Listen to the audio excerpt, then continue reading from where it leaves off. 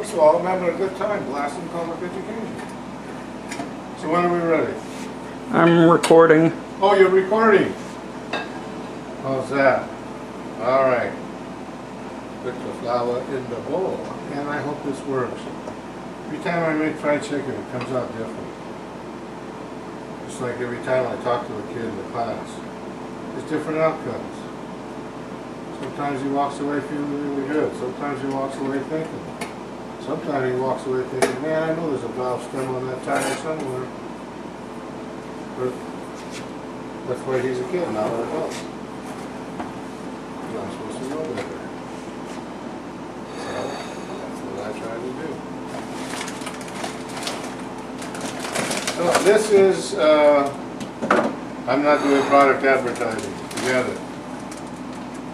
You can't talk me into it. I know you think there's millions of viewers waiting to buy your product here, but it's not the case. Besides that, we're being picketed by chickens out there, protesting our use of their fine feather thread. I have personally made all this bread stale and busted it into these small pieces. Someday I hope to have an Asperger student that is so OCD he could glue all these back together into a cornfield.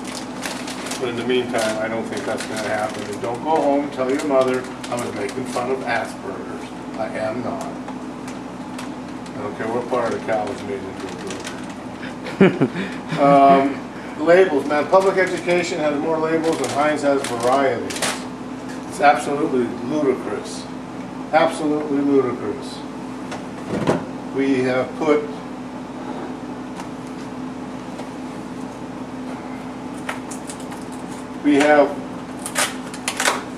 it's like you can't educate it unless you identify it. And somewhere along the line we forgot that the identity was human. And it's just, we've created more excuses than we have approaches. And in truth, ladies and gentlemen, if the problem is 5 million single parents raising 37 million children under the age of 17 or whatever god-awful statistic you want to come up with, truth be told,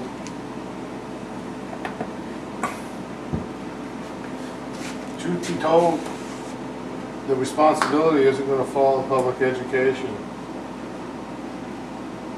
The responsibility has to come from a common desire to show success. We are showing lower socioeconomic America that success is measured in the size of your basketball shoe. And I'm sorry, somehow that doesn't jive with reality. Maybe success is measured in the size of your smile. Maybe success is measured for some by the size of the rent check. Whatever the case may be, the bottom line is we have to give that success an opportunity. Just because, well, look, this kid's not educated, this kid doesn't speak well, we don't provide jobs, we don't provide some. Public education gets all this money for books and for this and for that, reading specialists and school psychologists and everything. The bottom line is you're educated. It's reading, writing, and arithmetic. All these fancy approaches that we want them to think. I think our society, public education produced the people who put us on the moon. Public education produced all the youngsters that grew up to become hard-working citizens, all the youngsters that grew up to die in war. We're all products of public education who developed a common core of their culture. We have become so fixated with we have to bring out the inner person that we have forgotten there is a common thread through all of our innards. And that common thread is the dignity of man. And how much dignity do we give them when we tell them the only way they can make money is to buy and sell drugs, or the only way they can only work 2 hours a day during the school week. Who are we to tell people what they can and can't do? We've taken away the mom and pop groceries and the gas stations that filled your tanks. We've taken away the jobs that taught kids it feels good to work for money. It feels good to earn something. That's not the job of public education. That's the job of the society. Well, the kids are bad because of rap music and public education. No, they're not. No, they're not. Kids are bad because we haven't given them the experiences and the opportunities to be good. We haven't given them the chance to get a paycheck and feel, hot dang man, that's my money. I earned that. And of course, now with the way foolishness has taken this country into economic standings, you got to work an hour minimum wage in the state of Washington, and it won't even buy you a pack of cigarettes. I don't want to get into, when I was your age, or way back when, but I clearly remember my first job at $1.15 an hour. And that $1.15 could buy me a 25-cent pack of cigarettes. It could buy me two 25-cent gallons of gasoline. And if I was lucky, it could get me a bottle of beer and maybe a Hostess Twinkie. That's 1 hour of work. That's an hour of work. Today I work an hour, I can't buy a pack of smokes. I can't get but 2 gallons of gas without enough left to buy a pack of gum. No, this is ridiculous.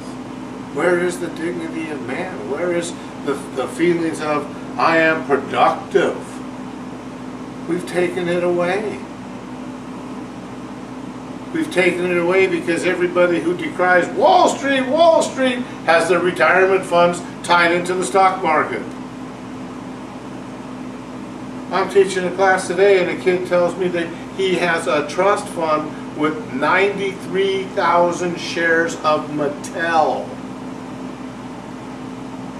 Out of nowhere, this kid says it because I was talking about, I was trying to, the concept of stocks. And that comes out of this. I don't know how close, maybe he has 9 shares, maybe he has 9, but it's not his. I mean, it's his, but I said, your folks run this, oh yeah, he never sees any checks or anything. He just knows that he owns that, but that's in trust for him. Well, we have to feed the stock. We have to feed the profit margin. Because in the establishment of our paper wealth society, the only way these trusts and money markets and all these other money things that I don't know, because frankly I keep my money under the mattress, and the mattress ain't lumpy, so that'll tell you how much I'm stashing. But they have to have the prices to keep the margin to satisfy the stockholders. We're paying for the increase at the stand, and some of you are getting the increase back in your dividend checks. I'm happy for you, but don't be telling me that the wealthy are doing this to us. It's our drive to amass wealth without doing the work. I'm not wealthy, but I don't owe anything because I do the work.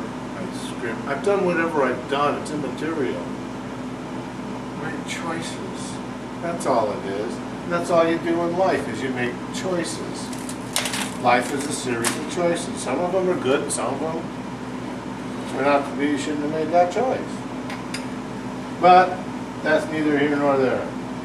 At this time, I choose to beat these eggs up because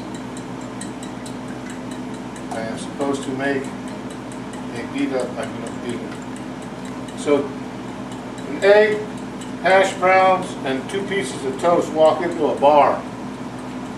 And they go up to the bar, sit up on the stool. And the bartender comes over to them and says, "What do you want?" The egg says, "Me and my friends each want a beer." And the bartender looks at it and says, "We don't serve breakfast here." So, I hope these eggs don't want me to serve them anything, because they're going to serve them up in a frying pan of hot, very healthy for me grease.